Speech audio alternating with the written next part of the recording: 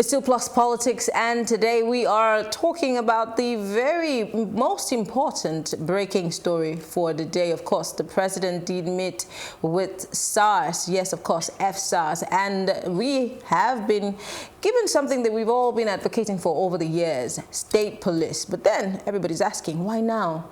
Why did the president cave in? What exactly made the president see reasons to accept state policing? Well, I still have in the studio Babashola Adebuyi. He is a political analyst, and I'm being joined by Daniel Odupe. He is a legal practitioner. Mr. Odupe, it's good to have you join us. Pleasure is mine. All right, so before we went on the break, I was grilling Mr. Adebuyi here, who was, talking about why he supports Mr. President's earlier position on the fact that payment of salaries would be an issue for state police because some states have not been able to pay salaries on a normal day. How much more a new set of people being introduced into the service, because these people will have to be paid somewhat.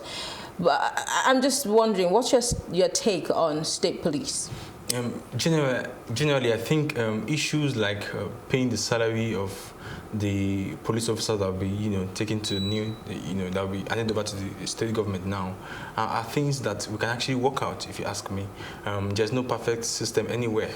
Our circumstance, is unique from every other country. So if you say we are practicing federalism, it behoves on us to break it down and then, come up with a system that suits us well. So issues like that, yes, we know that our governors usually have issues paying salaries, and we can work on. After all, there are judiciary, members of judiciary in every state, and as bad as it is with the governors struggling to pay, they still manage the judiciary well because you have a commission, that ensure that Judicial Service Commission, that the salaries of members of judiciary are well catered for and not tampered with. So I think that really is not a good enough argument for me. You can work a system who says there can be state police and there's still an independent commission, so to speak, to ensure the payment of the salary. It's up to us to come up with a system that works for us. But there is a case that the president made, and I want to make reference to that. The president said that most states could not afford to pay their workers. Lagos State is richer, he said, than the federal government. How many states are there that can pay salaries? And you now ask them to go form a state police. He also said, and you know what can happen if you don't feed a police officer. Do you just give him uniform and a gun, but don't pay him salary for 6 months? Hey, the ones that are being paid salaries are still harassing people in the streets. They're still shooting people. Some of them are still trigger happy. So is this something that we can really hold on to? Because he's saying, for example, Rauf Aregbesola had 2 tranches of payments from what was it called? It was the Paris Club refund. Okay. He still wasn't able to pay salaries. So how do you form a state police? And it's not like if the federal government is going to have to help us. I don't know if that's going to be part of the plan. So really, I think the president has a point. Well, okay, so I think what we need to look at is a trade-off. Okay, so on one hand, we have the current system where the federal government is controlling the police system completely and what have you, moving commissioners from place to place and all that. And we have been using this system for, if I can remember, probably since independence or something, and we have seen the lapses, we have seen the challenges, and we're talking about coming up with a new system. Let's just look at the trade-off. I sincerely think that because anywhere in the world, policing is a core domestic function. You need to be in the terrain. You need to understand the terrain to properly police it. Mm-hmm. You can't bring someone, and those are the issues. And we're talking about a fundamental duty here of somebody you want to put somebody at the aim of affairs to take care of the security apparatus of the state, internal security, and bring somebody from a different part of the country to come and manage, and that's what has been happening. And we are seeing the challenges. I think if we consider the trade-off, if we consider the opportunity cost, if you just look at the flip side and say, okay, do you want to continue on this in this direction? Just because if you ask me, I sincerely think that yes, I agree that the president has a point, and it's unfortunate. But again, I think that we don't need to copy and paste what is done elsewhere. we can come up with a unique system that will work for us. If the issue is about payment of salary, we can come up with a unique system that works for us, and it's not impossible. We know, okay, so these people, they're so important, let's look for a way to ensure that they get their salary from the consolidated fund. Nobody did, there are other concerns that normal Nigerians have put out. Adewi, this is coming to you. That some governors will make this their private police and use them as, their foot soldiers. What's your take on that? Actually, those saying that are actually right in respect of that, because even with the absence of the state police, the governors are still making use of the federal police to harass people. So you can't rule that out. Definitely there will be abuse of power, but at the right time we will get it. You will get it right. You get. But on the issue of, I just want to mention something about what he said, that we should try to find a way out of it. There is no way we will find out of it apart from the one that will affect the economy. Because it will get to a stage that the government will look for how to get more money. All these people we are talking about, we have to pay them. We are talking about packaging, welfare packages, we are talking about salaries, we are talking about logistics and everything in there. By the time the government now increases the taxes, people will start shouting. They start, yes, we clamored for it, but the truth is, most of the time in Nigeria, as we had today, economically, we are yet to get there. There are a lot of development, a lot of infrastructures that have to be done that are yet to be done because of lack of funds. Just last week or 2 weeks ago, the federal government was requesting for about $180 million for loan. But I think from World Bank or from one of these international organizations. So if the federal government is requesting $480 million for loan for development, and I remember vividly when Okonjo-Iweala actually said the money presently in the treasury is not enough to pay salary, that they were even borrowing to pay salaries. So if we are borrowing and to pay salary, and we want to increase the number of employees, the number of civil servants, the number of police officers, then definitely the money has to come from somewhere. And there is no other place we come from than from all of us that are citizens who are taxpayers. Wow. It makes it already sound very difficult, and it sounds like we're not far-fetched, like we might not be able to make it work. But I'm wondering, the people who are already under the police force, who are being paid to do the job, are they going to be sent to their different states? Is it that the federal government is going to take its hands out of all of this? And the monies that were used or earmarked, part of the budget for police funding, is that also going to be go up in the air? We have not seen the details of that recommendation. All we just know is that the PPRO came out to inform us that, okay, this is the recommendation of the committee. But if we see the details, I'm very sure the details would spell out how it will be done and what should be done, how everything will be handled. You get my point. It will spell out until we see that. But for me, if you actually want to really practice state police, we want to have the local government. For me, let's even put aside the local government, because we don't have the money for state. Even get let's start with state first. Let's start with first.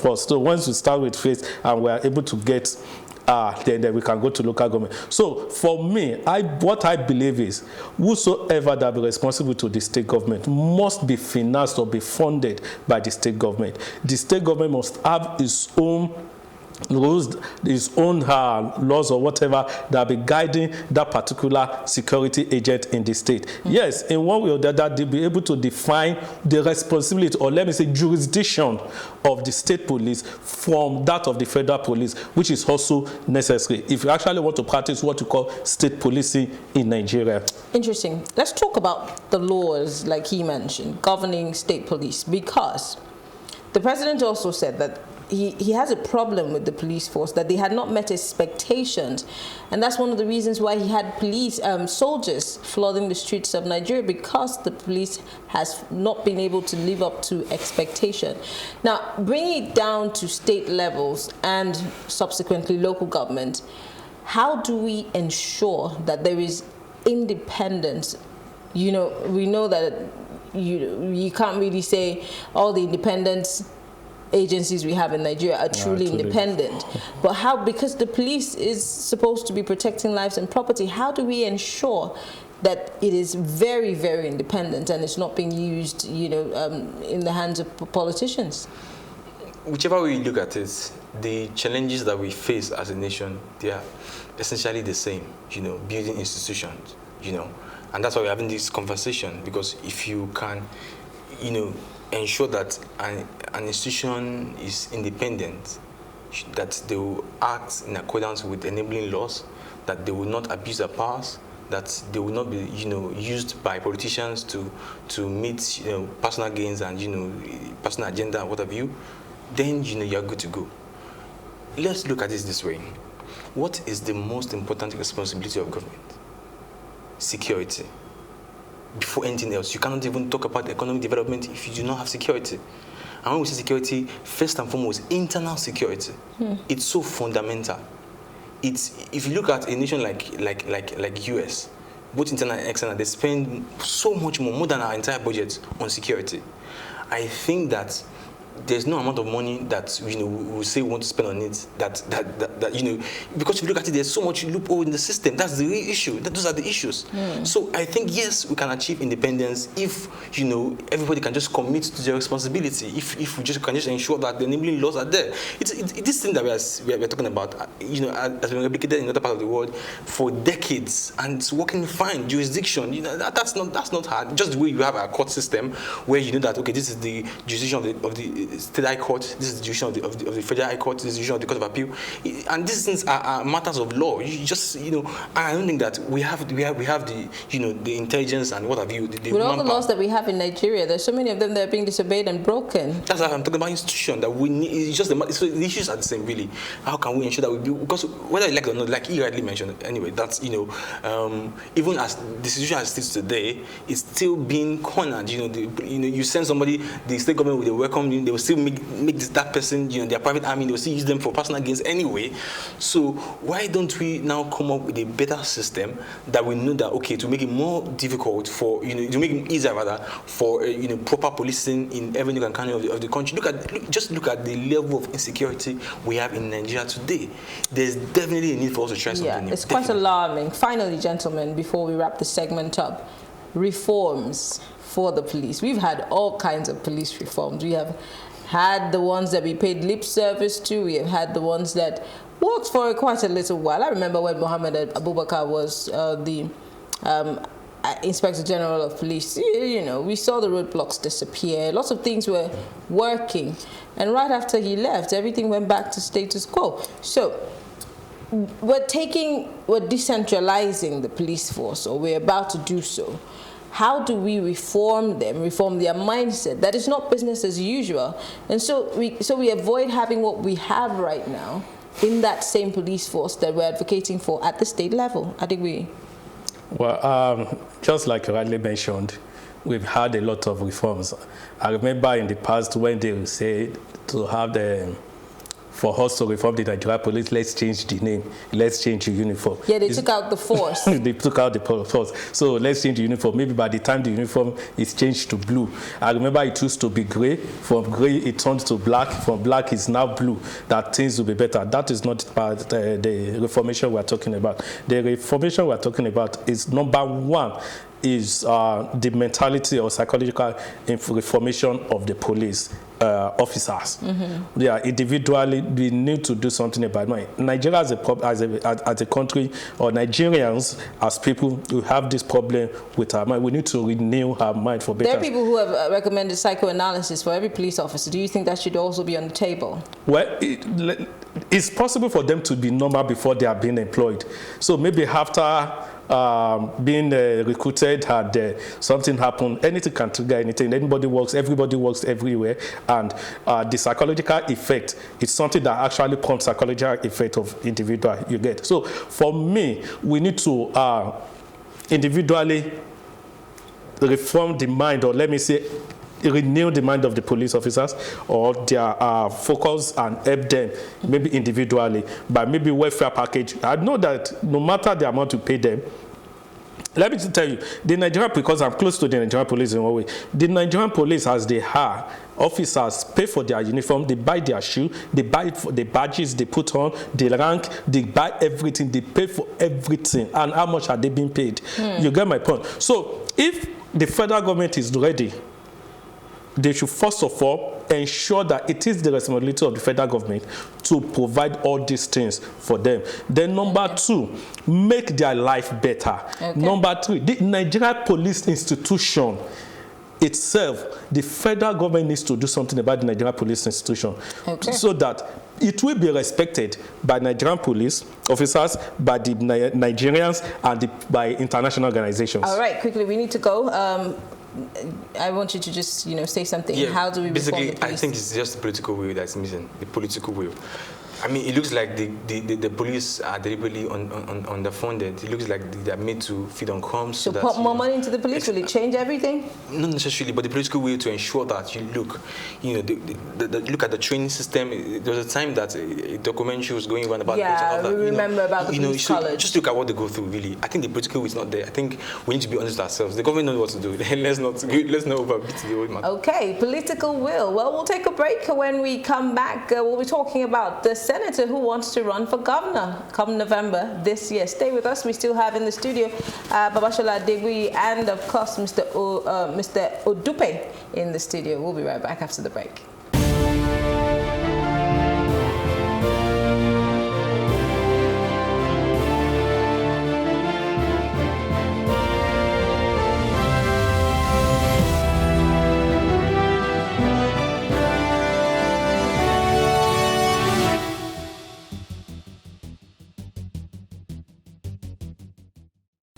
A senator, Dino Melaye, has confirmed recent reports claiming he's poised to contest the forthcoming governorship elections in Kogi State.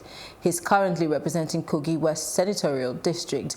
And of course, I still have my guests in the studio, Babashola Adegbuyi, political analyst, Daniel Odupe. He is a legal practitioner. But for those who may not necessarily know Dino, I like this guy because he's a very interesting guy. You always see him on the floor of the Senate every time there is a Senate hearing. I tell you not, I kid you not, the people of his constituency or his senatorial districts are always proud because he always makes his presence known. Some people would say he's an entertainer, some will say he lives large, but he's a senator of the Federal Republic. Let's play some clips and, just juggle your memory of Dino Melaye. This is a battle of no retreat, no surrender. I am ready. I am willing. I just need the support of our elders. We should not lie to ourselves. And above all, I have consulted God.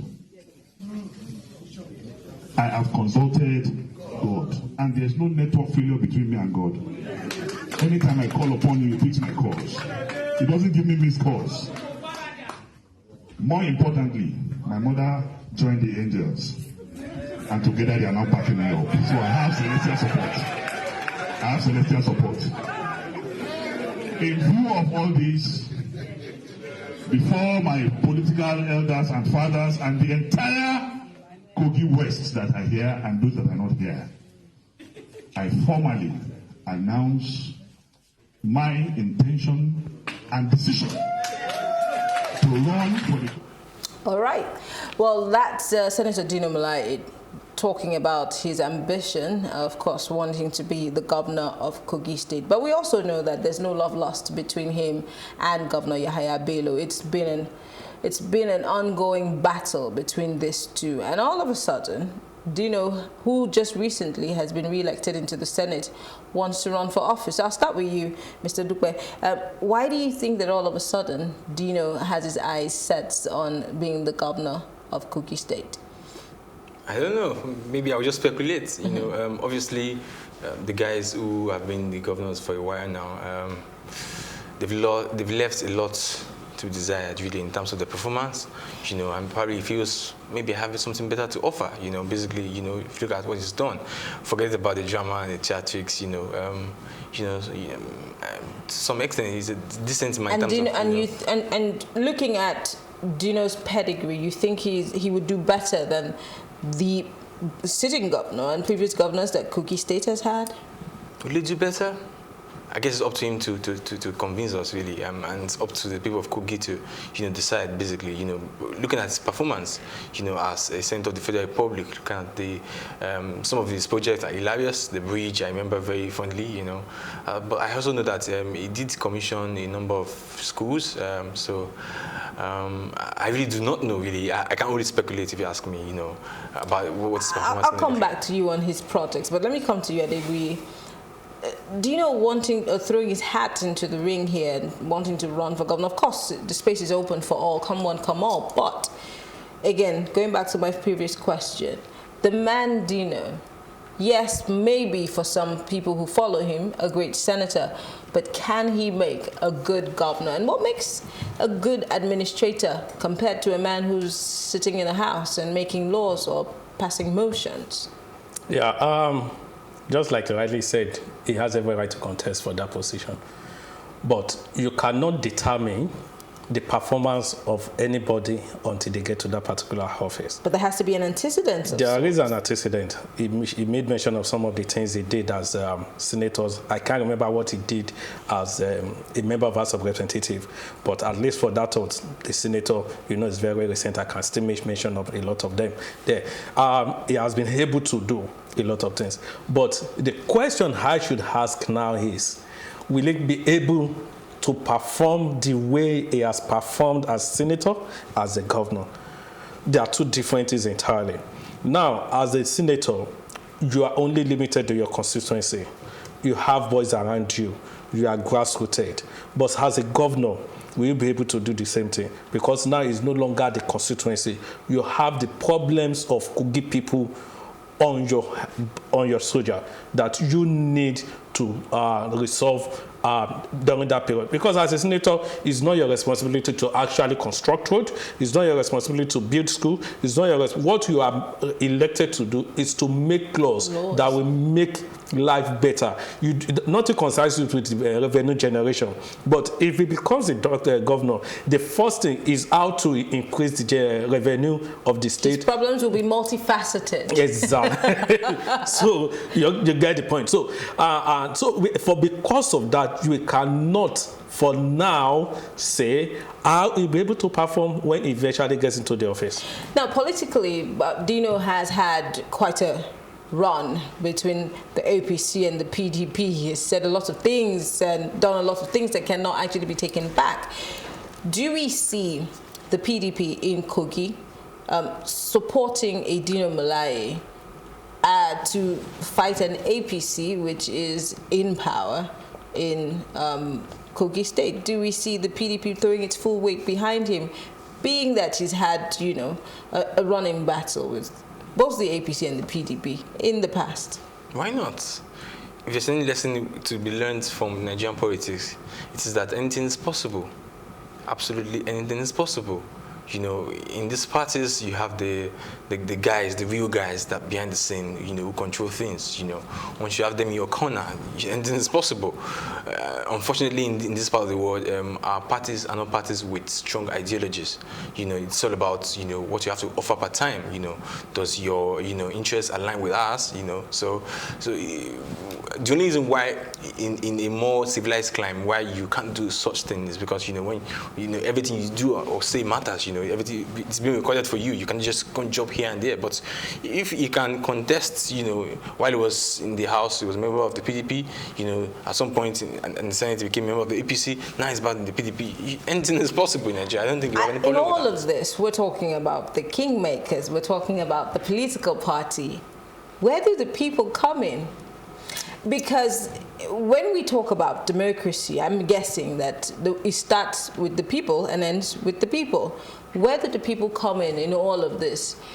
Because, let's look at the governor, Yahaya Bello. Some people would say that one of his biggest achievements is his housewarming, his house luncheon or whatever it was. And I recently hear about the commissioning of a transformer. That is somebody's blueprint. There might be other things he has done, but I don't think they've gained as much relevance as these two mentioned things. So, looking at a Yahaya Bello and a Dino Melaye, I asked this question yesterday. Can the people of Kogi not present people who have stronger, better character, smarter guys who could put up a fight against these two? I think it's too early to judge now because the election is coming up sometimes in November, and I know. Is it too early? In America, the elections is 2023. They're already running. America is a very big state. I know. I'm just saying. You get so. It's never too early, is it? It's never too early, but it depends on the day they are going to have their primaries in at the different political parties. But what we need to know is this: some people might be watching. They want to know who will come out. You get, I don't know the relationship Dino has with PDP in Kogi State, but at least I can guess the relationship Yaya Bello has with APC in Kogi State. Now, for those in PDP in the Kogi State, it's not left for them. Let me tell you, one thing that political parties usually make use in selecting their candidate is, number one, you have to be popular. Number two, you have to have the financial resources. And I always ask, when they say popular, in what regard? Is it popular in dishing out monies to your followers? Is it popular in your leadership qualities? What exactly? Or just popular for being popular? What exactly? Well, actually, the right thing should actually be the leadership quality. But unfortunately, in Nigeria, just be popular. As long as you have a lot of followers, as long as you can settle the elders, you can give them recognitions, as long as you can do all those things, that is what they need. Is they are not interested in what you are bringing to the table or the changes you are bringing to the state. They are not interested. All they want is power. And like I always tell people, if someone is in power, the people that surround him are also in power. And why? Because they know they are closer to the Kikija more than before. So they want to support someone who will also make it easy for them to make money. Let's not forget about that. Unfortunately. You get. So that is where we have found ourselves in Nigeria. It's not only Kogi, that's where we have found ourselves in Nigeria. But I know that there are more responsible Kogi people who can come out and contest. I remember in was it not 4 years ago, 5 years ago, 4 years ago that they had their election. A lot of people actually came out to contest for at the primary levels. So where are those people today? They can still come out. It depends on how they have been able to make themselves more available at grassroots level. If they have failed in such area, then it is very well. For Honorable Faleke, I actually expected him to come out to say, okay, I'm also contesting. But I remember just of recent that I read in the newspaper, he said he's no longer interested in joining the race. Well, maybe he's still hurt as to what happened the last time when they had the elections. You can't blame anybody for that. Remember, there was a lacuna in the Constitution, and the Supreme Court, whatsoever, actually decided after inviting about 5 senior lawyers to decide or recommend the decision for them. So it was after that the National Assembly now said, henceforth, once there is such incidents, then the running mate should be elected. Let's not forget, it happened that way because of one person. They believe Lagos is coming to Kogi to rule, and they never wanted that. Okay, quickly, we're rounding up because we're out of time. It's the kind of democracy we want to keep practicing going forward. Oh, just be popular. Oh, just have the kingmakers behind you and forget about the people who deserve good governance. Absolutely not. It's not the kind of democracy that will benefit us all. Unfortunately, it still builds on the people. I keep saying it. It is being said that people always deserve the government they get. Unfortunately, and that's reality. Look at just the last election. Look at the ratio of youths and young people that came out to vote. You know, I mean, and there are people in Kogi State, people good-meaning, well-meaning rather people. You know, it's just unfortunate until we take our destinies in our hand and we say this is what we want want. This is the kind of people we want. We want to hold people accountable. What is your track record? What have you been up to? Until we stamp our foot. Because again, they'll keep playing us for fools if we allow them to continue. So until we stamp our foot and say no, things need to be done differently. Nobody can really corner the will of the people that are determined and desperate. And I'm going to get to that point. Well, I want to thank you very much, gentlemen. I want to thank you, Babashola Adebuyi, political analyst, and Daniel Odukwe, legal practitioner, for speaking with us. It's a pleasure. All right. So tonight we'll be putting aside our plus package, as we always do. We give you a plus package, but we'll be focusing on your feedback on the show. We get a lot of feedback today. We want to talk about the feedback we got on Buhari's inauguration last week, and of course we spoke about why a lot of former world Nigerian leaders or past presidents were missing from that inauguration and why it was so low-key. Well, here are some of them.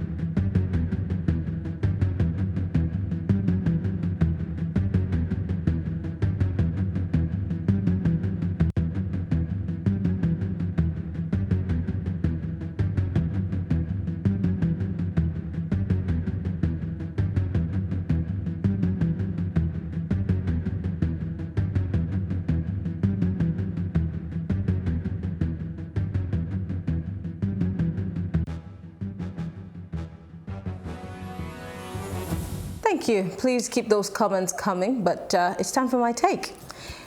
Finally, the president has approved the establishment of state police after much outcry from several parties, I might add. Operating state police seems like a good idea since countries like the United States are operating it. But I can't help but think, can we do it right? Can we operate it without abusing it? Would the politicians truly use the services of the police to protect the citizens, or would they turn them into their personal bodyguards? This is another opportunity to improve on our security as a nation. So I implore those in power not to abuse it. And controversial Senator Dino Melaye has declared his intention for Kogi Governorship race. I'm not surprised, actually, as our politicians view the political arena as a school of some sort where one must move higher without doing any necessary work.